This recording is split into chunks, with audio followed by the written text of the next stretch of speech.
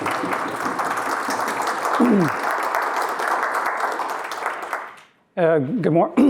morning, everyone. I hope people don't arrive in an hour from now with the time change.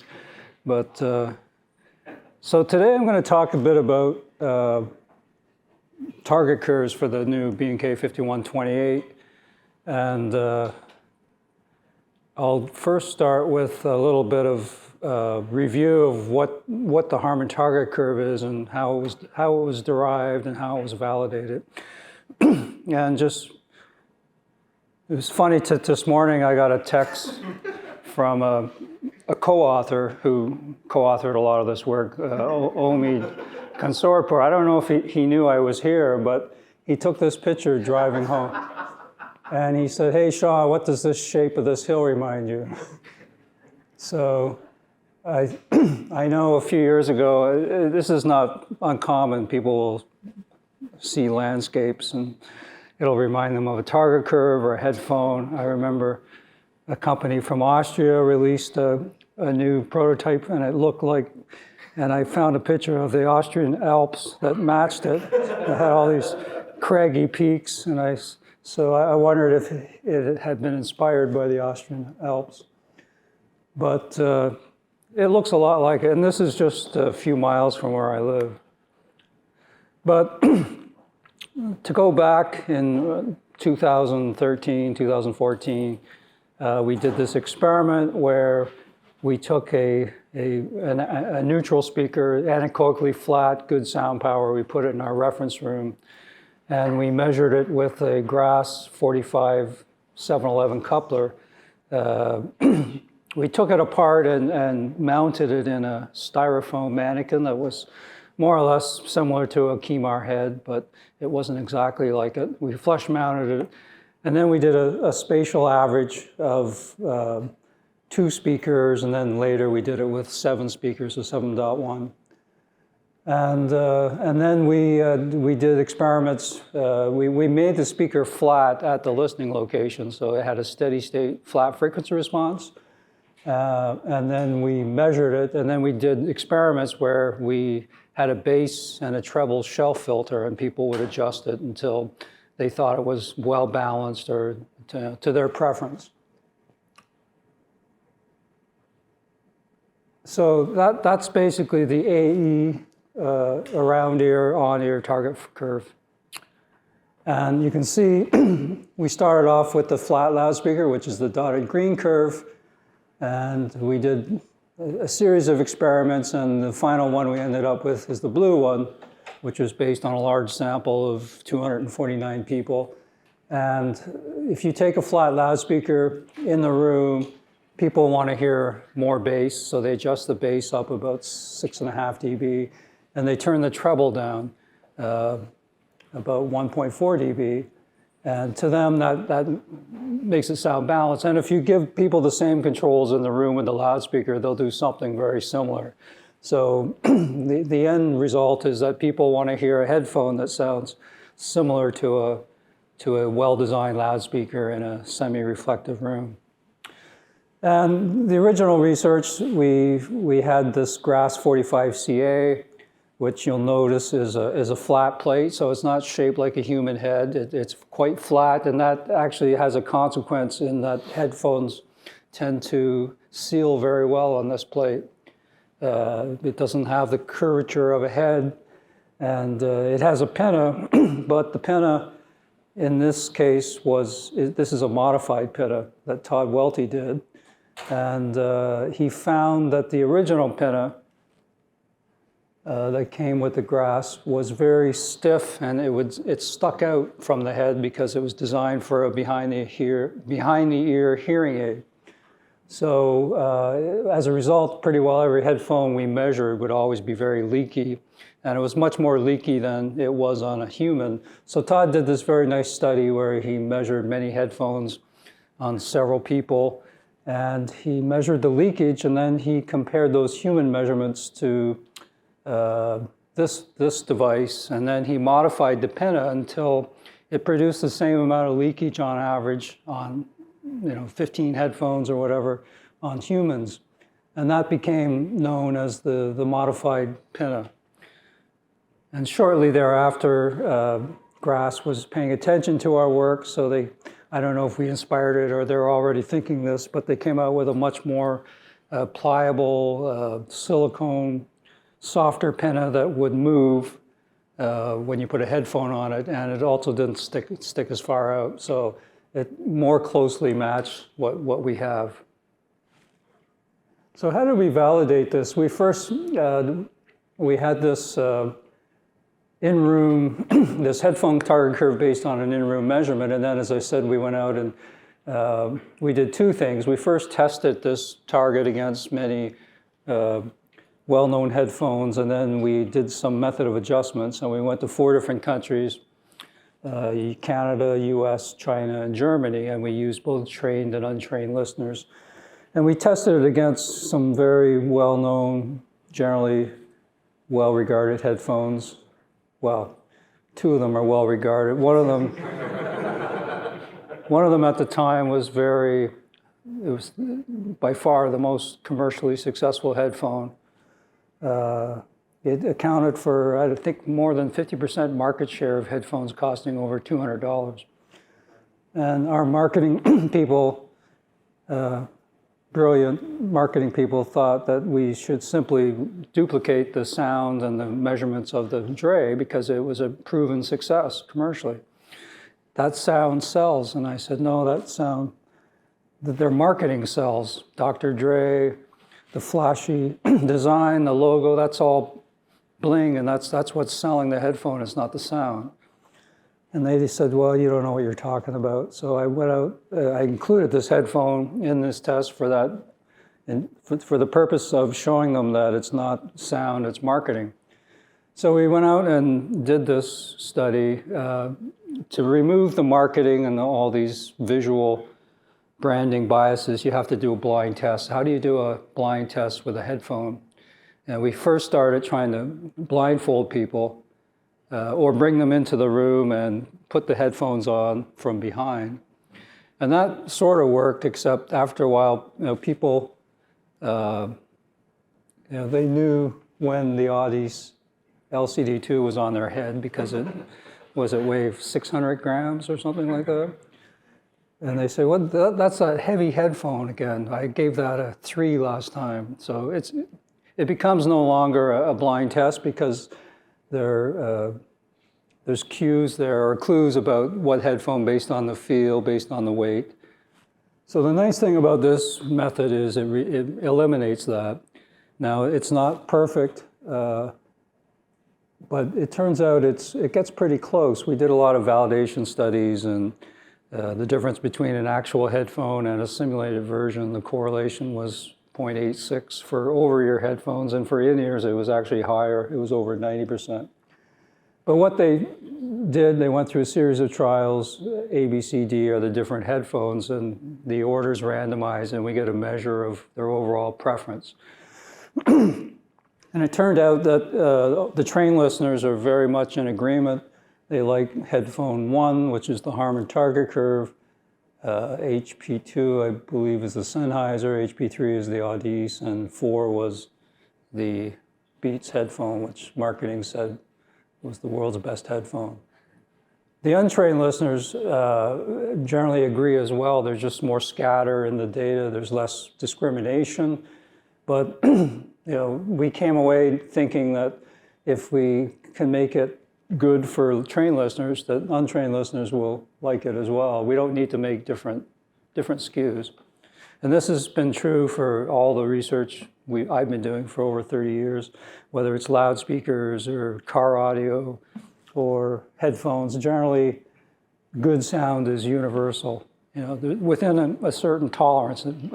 When you get very smooth, remove resonances, then people may like certain variations on the theme, but generally they like neutral sound. So you look at the factors here, experience, age, country, you don't really see much of a difference. You see that trained listeners are a little more discriminating. They use a larger range. You see that people, as they get older, their preference may change from HP1 to HP2. HP2 is the Sennheiser, which is close to diffuse field calibrated. It's flat in the bass, maybe a little brighter, 6K. So people who have hearing loss tend to like this headphone more than, say, something with more bass. So you have these headphones, right? Yeah.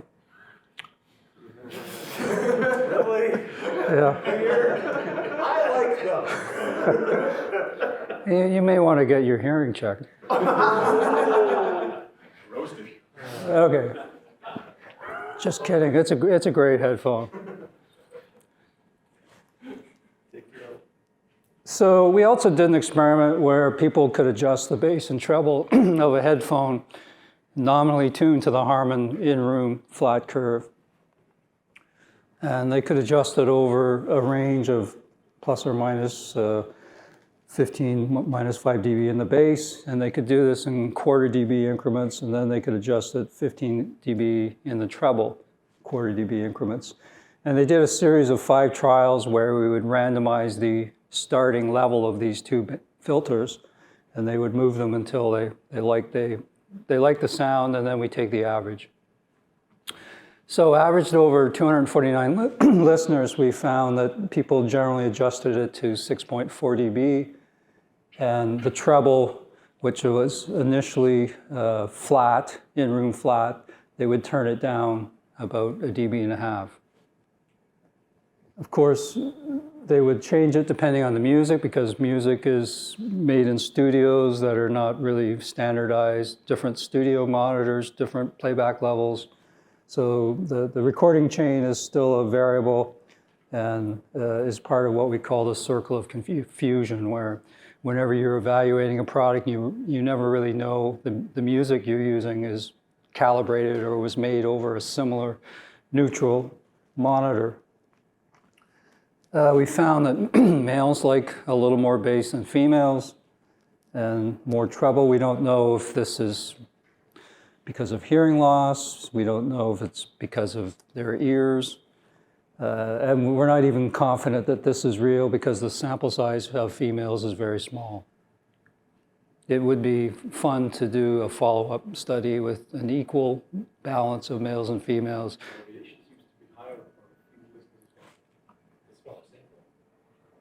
What seems higher? Yeah, that's probably just because the sample size. You increase the sample size and the standard deviation gets smaller. We also found that in general, it didn't really change across countries. And we found that age was a factor. And again, we didn't, apart from the trained listeners in this study, we didn't measure hearing thresholds. But we see as you get older, you reduce the bass, increase the treble to the point where you're 56 or over, you like almost 2 dB or more than 2 dB less bass and about 1 dB more treble. And we also found that people that are trained don't crank the bass and the treble up as much. We've had people come in and adjust loudspeakers that were, teenagers, and the bass is like ridiculously high. So everything I've shown you can be characterized in terms of experience, age, hearing loss. And I took those curves and made a little calculator. There's an algorithm, and you can punch in these factors, and it'll show you where you generally would adjust these things. And we actually included this in a patent called personalization, where one of the features is you can put in your age, and it will automatically adjust those values. We also later did a different study where 130 listeners rated 31 different headphones, and we came up with we looked at the overall results, but then we did what's known as cluster analysis or segmentation, where you look at patterns of how people rate speakers and look at are there different segments or classes of people based on how similar they rate things.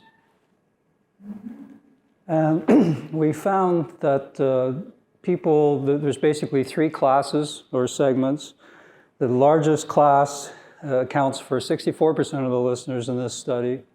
There's a second class, represents 22% of the listeners, and then a smaller segment, which represents 15%. And the question is, what is it about these classes that differentiate these patterns in taste?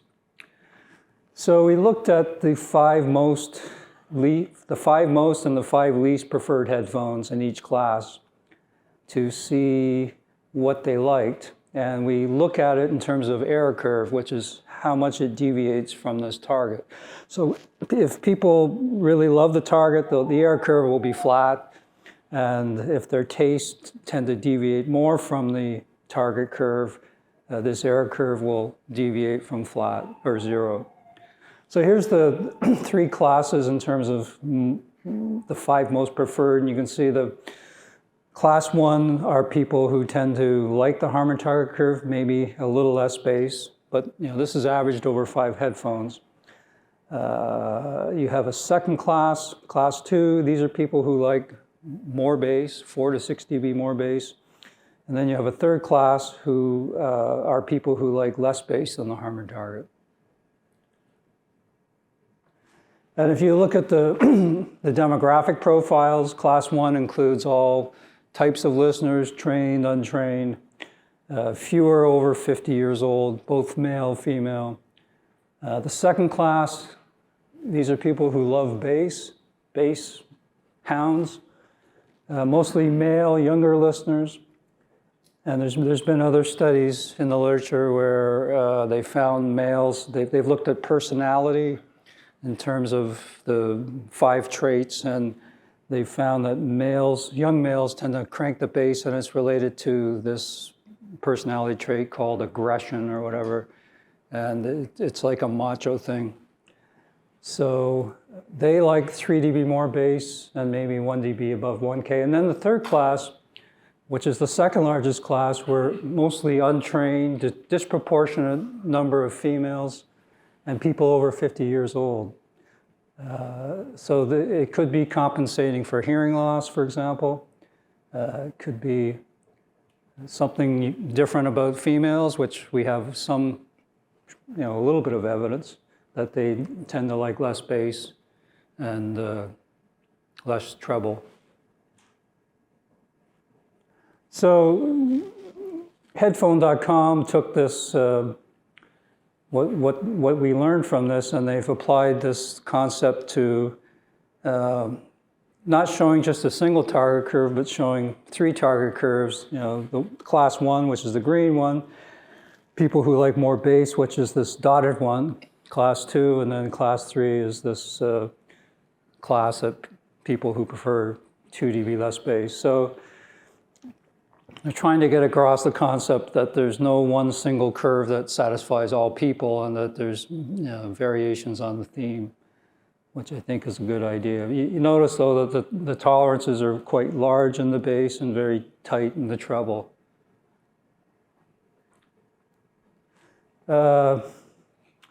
This I grabbed from a review. This is your work, right? And there's a very wordy explanation here. I had to read through it several times. There's lots of fudges going on in here. It's an IEC clone coupler mounted in an ear cheek simulator using a Type 3.3 simulator. He points out that the length of the coupler is different. And he's calibrated it Type 3.3 to I think a Type 4, the B&K 4620. And then he's modified I'll talk about this a little later, the high frequency part of the the B&K or any kind of mannequin. He's modified the pinna because he thinks it's not representative of the diffuse field response of an average human. But I'll talk a bit about that a little later. But again, I like this idea that we have some preference boundaries. And they're a little larger at high frequencies. The other concept here is he's showing a target that is basically a sloped flat curve. And this is based on the idea that if you measure a speaker in a room, look at the in-room response, it sort of has this shape. It follows this shape in terms of a target. And if a headphone should match a speaker in a room, then that makes sense. And I think the author thinks that the closer you are to this, the better. Is that true? No? Especially not for an IEM. Okay. That's just a coarse-grained interpretation. But it should fall within those boundaries, right? Otherwise. I would say They keep telling them to remove the diagonal line and they won't. We will eventually. Well, I kind of emphasized it with that green. So I just redrew that. I went and grabbed that and I put it in Excel and I redrew it so I can include it in some future graphs I'll show you. But it's got a 6 dB tolerance in the base, very tight tolerance through here, through the mid-range.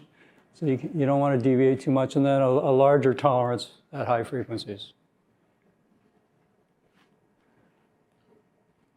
Okay, just quickly go through this. So the nice thing about all this work, you have the subjective data, you have the objective data, and if you just do a global overhead view of what generally gets high scores, what gets low scores, the more you deviate from the target, which is represented by the error response, the poorer it scores in a listening test.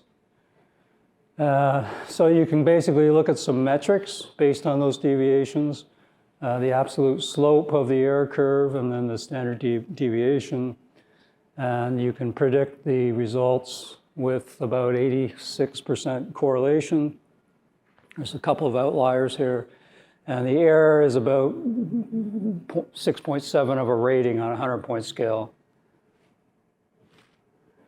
So, a lot of people took this model and started spitting out scores on the internet, and people would go through and say, their goal is just to pick the highest score, and not knowing that anything within 7 of a rating is statistically tied. You can't reliably say, I prefer this one over that one. And it discounts the fact that there's different segments or classes of taste. And it totally discounts whether there's distortion or spatial effects. But it's useful as a guideline. Hearing loss, it doesn't account for hearing loss. So who uses the Harman targets? Well, not all these people use it, but they've used it as a guideline. Some of them actually use it. Audio Science use both of the targets. They even use the same test fixture that on which the work is based. I think Oratory uses the over-ear. Yeah. Ratings basically took it and developed, they translated it onto the head acoustics. I have a question. So both Constantine and headphones.com for our Ross measurements and Audio Science Review, we're all using KB5000. But you've shown that there's a difference between the KB5000 and the modified limit, right? Yeah, I'll be talking about that next. Yeah, so when I say this, I'm talking about the type 3, 3.3. Yeah. And Sound Guys they don't use the Harman target, but they have a 5128. They came up with their own target, which I'll talk about. But it's had some influence. And just this week, I got a request from a European large testing organization, and they said that they just got a new KEMAR head, And I think they actually mean a B&K head, because I don't, but they're interested in using some kind of target or reference, so I have a meeting with them next week. Okay, so this new standard came out. That's on a bug, actually. Yeah. And this was got a lot of clickbait views because it's very I mean, I couldn't help myself but to watch it as soon as I saw this, because I wondered whether I have a job or not. Huh? Okay. So, but the point he was making is that it's a new test fixture. All the work was done on an older fixture, the type 3.3. And you can't really compare targets made on different test fixtures. That's true. So I think we got one of the first 5128Cs. I think we got it in 2018. And it got sent back for some modification. But we actually didn't use it much because we were so busy doing our research with, and to switch test fixtures would just be too disruptive. So we sort of stuck. And in terms of, as a manufacturer of headphones, it didn't really matter much because we're not, as long as we know what sounds good and we have a curve that goes with it, you know, there wasn't a need. But in the last few years, we've been using it more and more. And I have to thank actually the reviewers like Headphone.com for actually forcing us. The reviewers are going out and buying these things, and we actually need to know how our headphones are going to measure on these devices, or you know, whether if they get a sample and it measures poorly on this, we need to be able to measure it on the same test fixture. So it's been a fairly slow, but now almost complete change from the old standard to the new standard. And I have all three of these.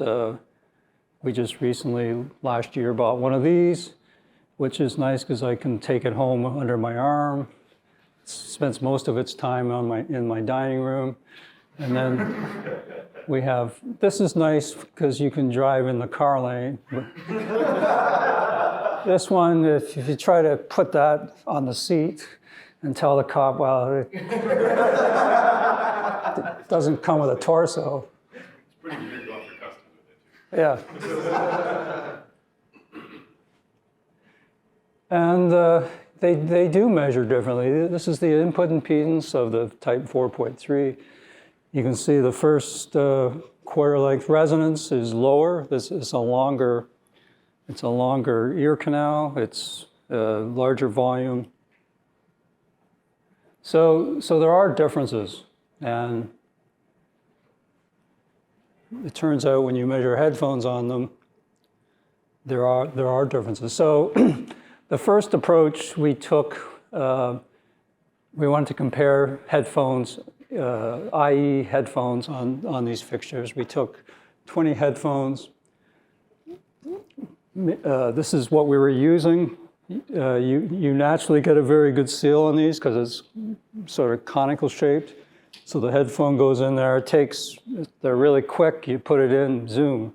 The only issue is the insertion depth will affect, you know, your first reflection. So getting that consistent is key if you want to get consistent measurements.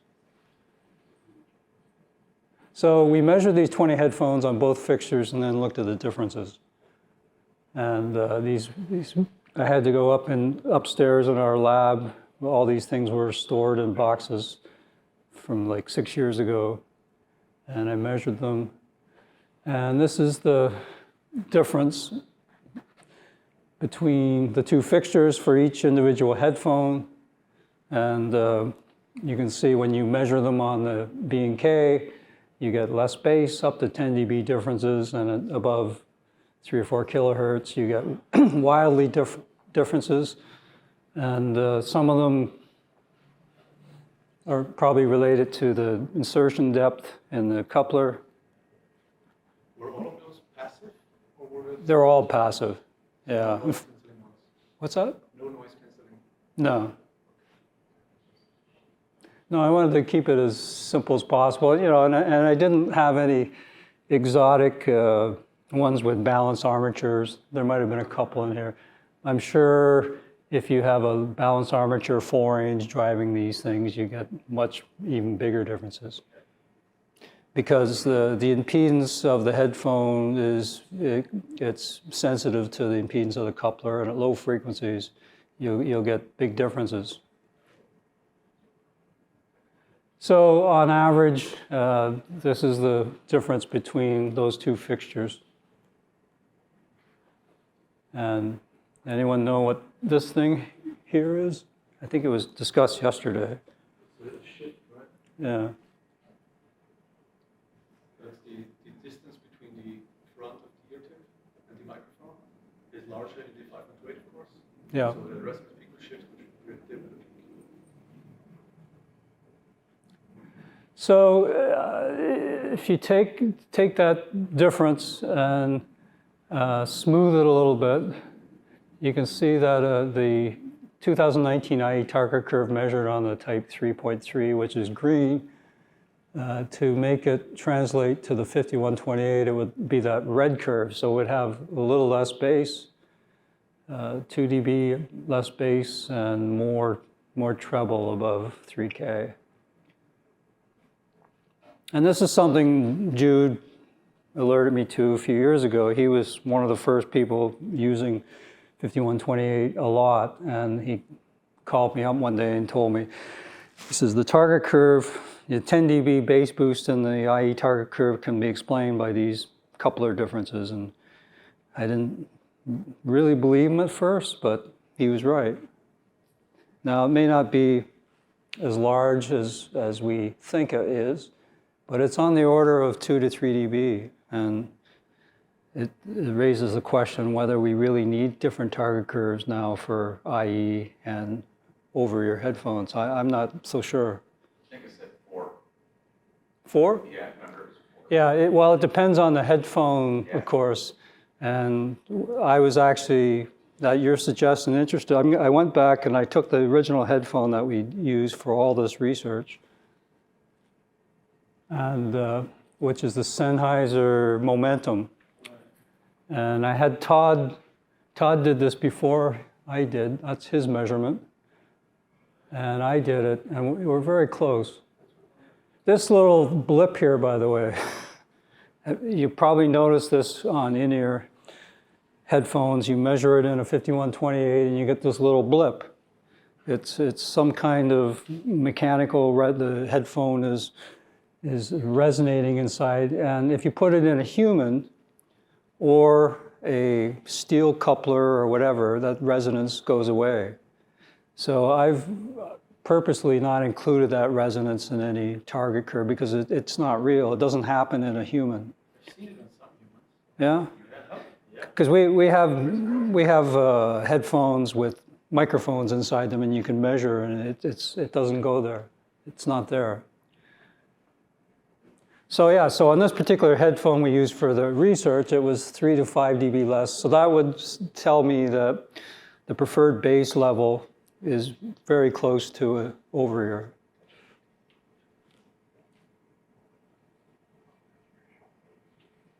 So this is just based on the Sennheiser Momentum, this is what it would look like.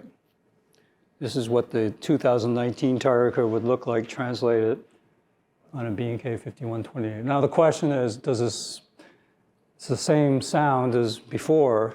Does this curve sound better?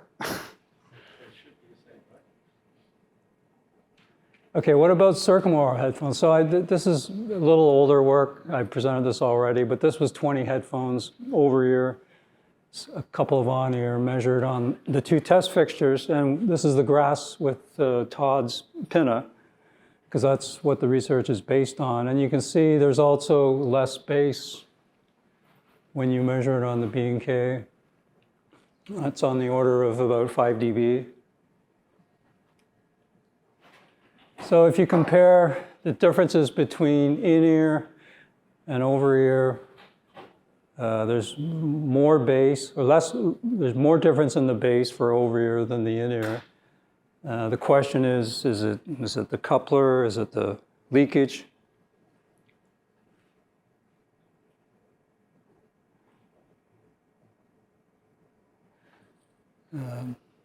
The other question, so that's all just taking headphones, comparing them on fixtures, and then coming up with a translation.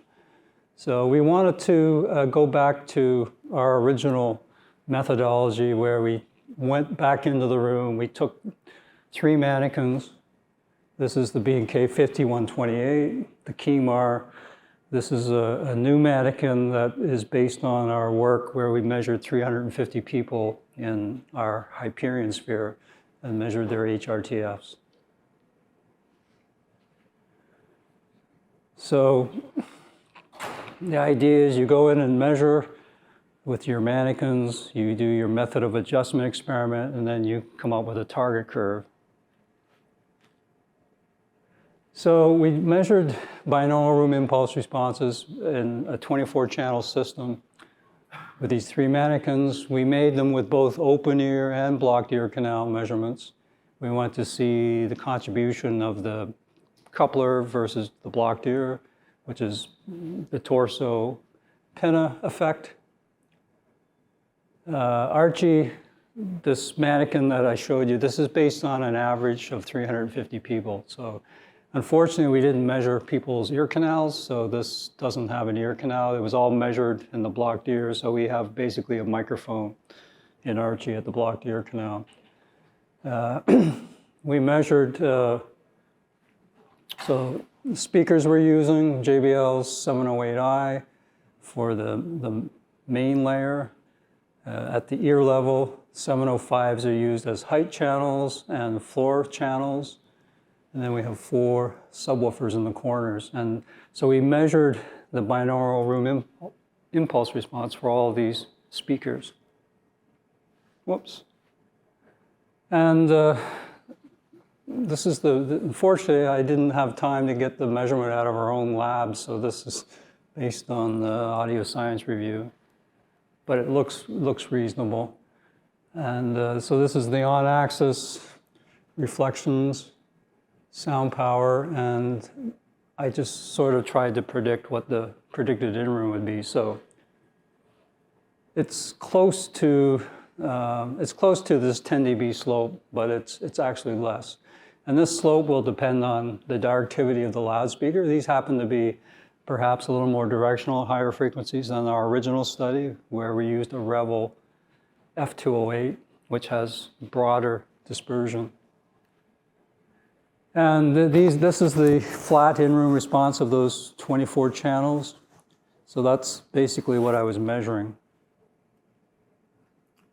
So this is basically the open ear responses of the left and right channel, the left, center, right, the left, center, right, and the 2 wides. The dotted is the surrounds. The blue one is the heights. Orange one is 7.1s, and then purple is the average of all 19 channels. You can see as you go from frontal hemisphere speakers to more speakers, more surround, you get a change in the amount of high frequencies. So if you're just measuring height channels, you get the least amount of contribution. And the question is, which one is most representative of what you might hear in a room or what you might like? This is the blocked canal. So this doesn't include the ear canal. This is just what's measuring at the entrance of the ear canal. You can see much smaller differences between those curves, and there's obviously a missing component. And if you divide the open and blocked canal, you get what is mostly the contribution from the ear canal. And you can see, to my surprise, I don't know if this is an artifact or what it is, but the amount of energy is dependent on on the angle of the source. Yeah. I have a citation on this. It's because the sound professionals were not quite close enough to the canal entrance. Mm-hmm. You have to be within about 3 millimeters. 3 millimeters? Yeah, because otherwise you have directional effects of the concha hole. They're very small, and the closer you get, the smaller they get. I can link you a thesis where someone empirically tested that. Yeah, okay. Because I, according to all the research, once you get inside the ear canal, the sound's not supposed to be directional. So here's the original 2018 AE target curve. So this is measured on a different test fixture. But I just threw it in there to see whether, we're in the ballpark. The purple one is the average of 19 channels with KEMAR, and the orange one is the average of 19 channels with B&K. And you can see that the test fixtures are very similar until you get above 6K, and there's much more energy on the B&K. And this is the same thing shown for just the left and right channels. So you can see there's much more contribution, much more energy up here when you have speakers in front of you. And the question is which one is closer to what you hear. So I then superimposed the B&K 51 diffuse field, and you can see it's very, very close to what you would measure with 19 speakers. I also compared it to the 2015-18 study on the left. This was the original study, and the curves are very, very similar in shape to that. I mean, Todd actually drew them on top of one another, and they're very close.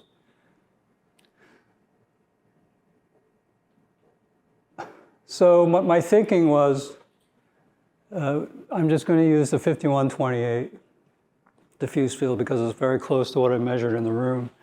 I'm going to add the original method of adjustment, 6.4 dB shelf, and then I'm going to reduce the treble 1.4. So this, if all things were being equal, this would be very close to the original 2018 AE target curve. Now, there are differences. The directivity of the speakers is slightly different. It's a different test fixture, but let's just start there. So because we haven't done any adjustments to it yet, I'm just calling it beta. Maybe it's alpha, I don't know. So now I'm going to talk about some other target curves that have been suggested. And this was a very interesting paper. It's the first comprehensive paper that has looked into 5128 targets. They did very controlled listening tests. And I've spoken to these guys quite a bit about this work.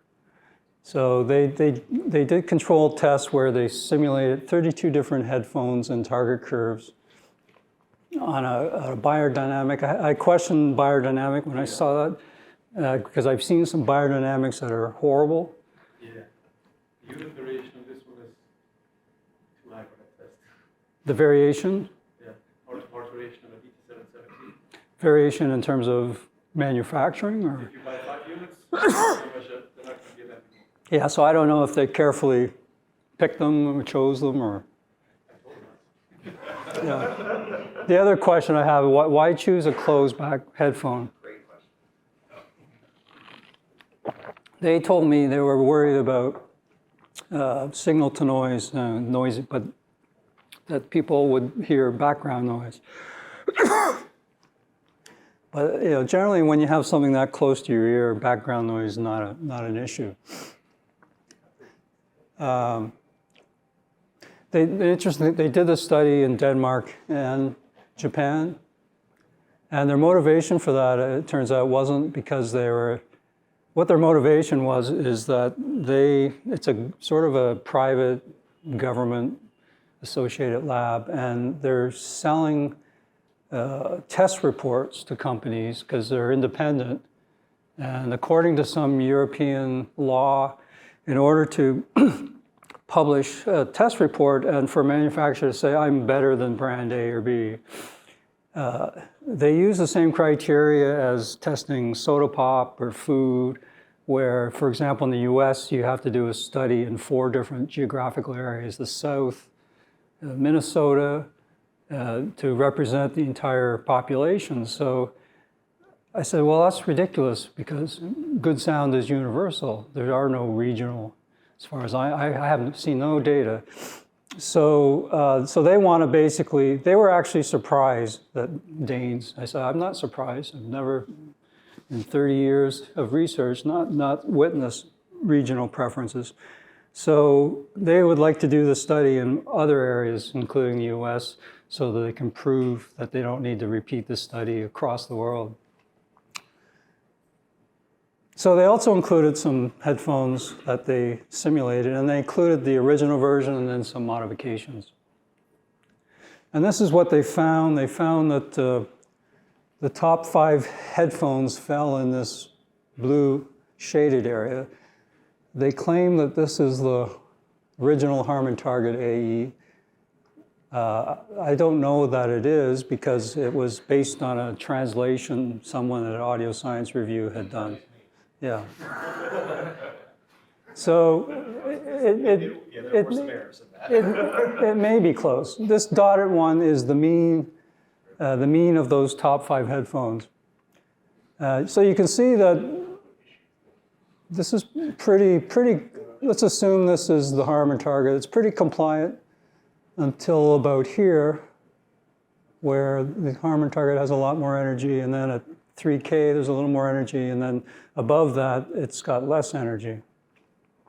There was also looks like some shifting of the data. Some row got deleted or something, and data got transposed over, and so there was an error in both the calculation that translated and then that didn't get translated into the paper correctly. Oh, okay, so there's opportunities for a rewrite. Causing a lot of problems here. This is the raw data from the study. So these are all the responses, individual responses, and the yellow ones are let's see, Japanese subjects. The pink ones are Danish.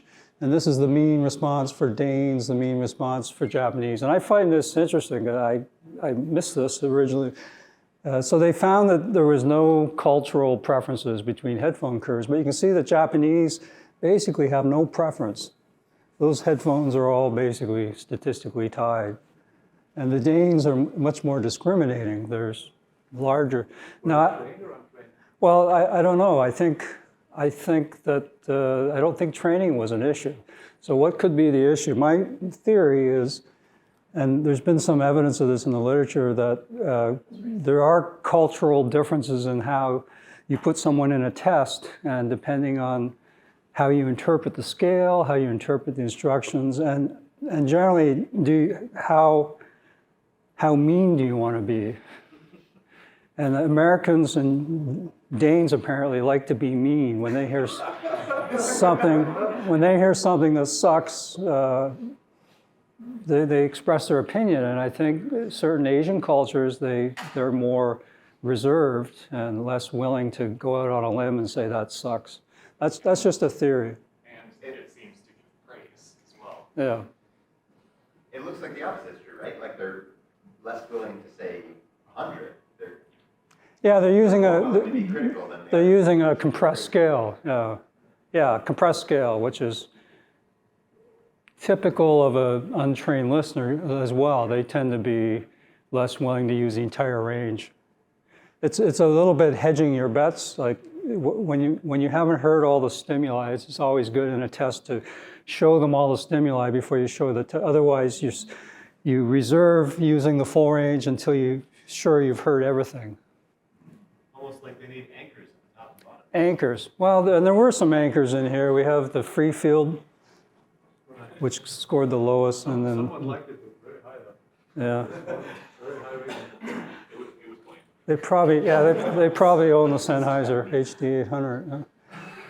Now the nice thing about this experiment is all the data is available publicly, so you can download all the curves, all the listening test data, and I did this, and there was so much data, it originally blew up my statistical software.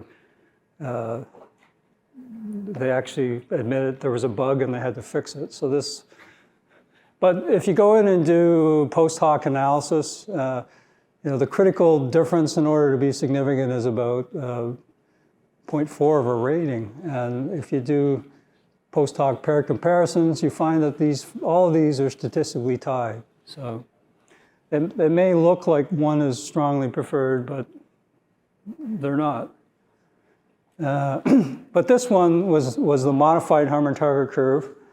It was the most highly rated. It's basically the Harman IE, no, it's the AE target from 2018 with a 2 dB treble boost.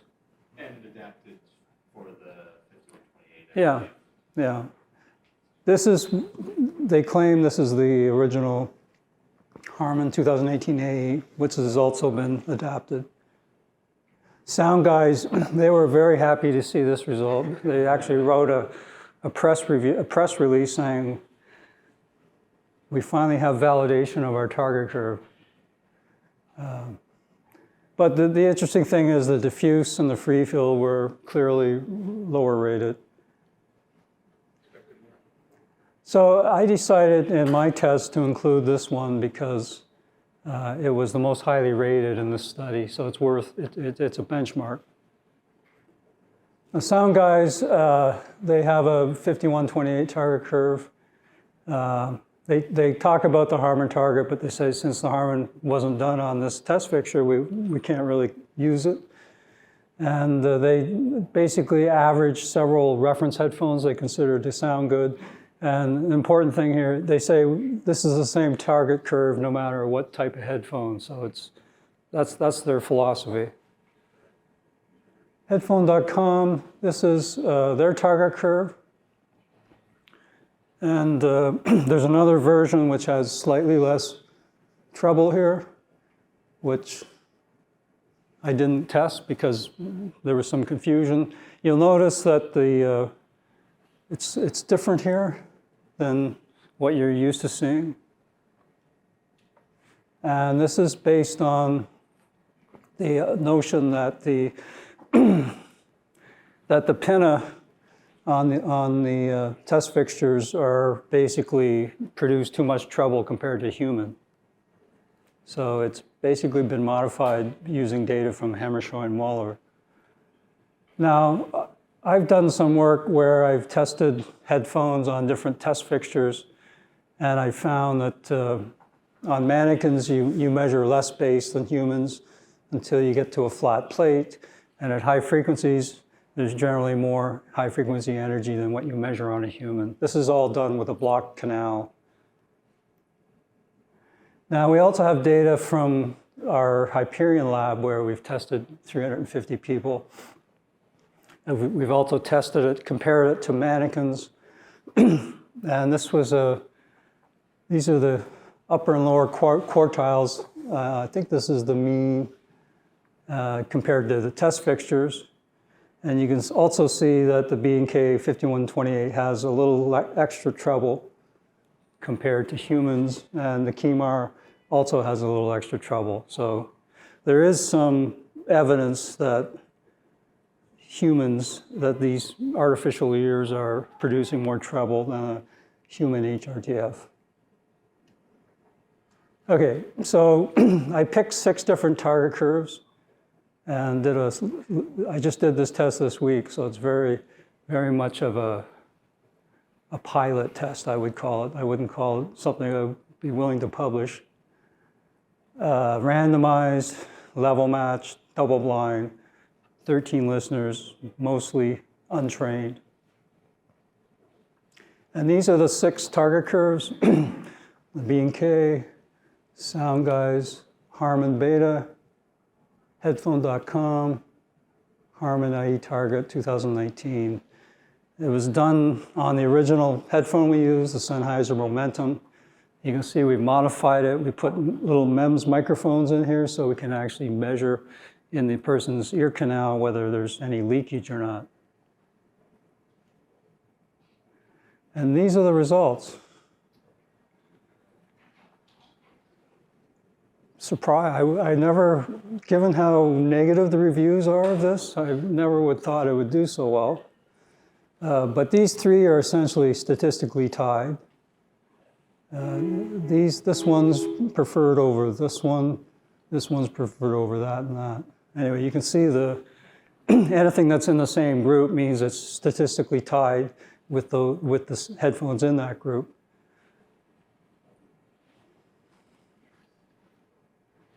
Did a little cluster analysis, and we find two clusters, two classes. The majority of people fall in this cluster 1. There's some people that fall into cluster 2. And the main difference is that these people are less discriminating, larger error bars. They also seem to have, they're more forgiving of bright, thin headphones. So perhaps this is I think it's class 3 in the previous study. Oops. I decided to, inspired by your work, I plotted these things, reference to diffuse field response. So if you take the headphone curve and subtract it from the 5128 diffuse field, you basically get these curves. These are the preference boundaries, and the assumption here is that the target is a 10 dB slope. And you can see that all of these headphones fall within these preference boundaries. If you then look at this in terms of error from the target, you can see that there's some deviations in the base, and most of the deviations are above a kilohertz. I was looking at this and I said, well, it looks like deviation and slope is a pretty good predictor. So I just calculated the deviations from the target and the absolute slope, and you get a pretty good correlation. This is not something I recommend you do because there's just too few samples here, but it gives you a direction. So conclusions, I think we can safely say that the type 4.3 is a more accurate representation, but it will produce different results. There's some evidence that the current standard pinna produces diffuse field HRTF that's 2 to 3 dB more high frequency than humans. There's some evidence that the test fixtures, the mannequins at least, produce more leakage than humans. And more confirmation that the diffuse field is not well liked, even though it was the original standard. That up until the last few years, it still is the standard. No one follows it. While these 6 targets fall within the preference boundaries, there's some data showing that some are more preferred than others. The big surprise is the much despised and often maligned Harman 2019 scored highest in the test. So reviewers continue to rag on it and say it's awful, but they don't produce any data to support it. So, I mean, I'll continue to do more tests and include it and see where we go. Maybe there's a better one, but for now, it's like the best answer we have.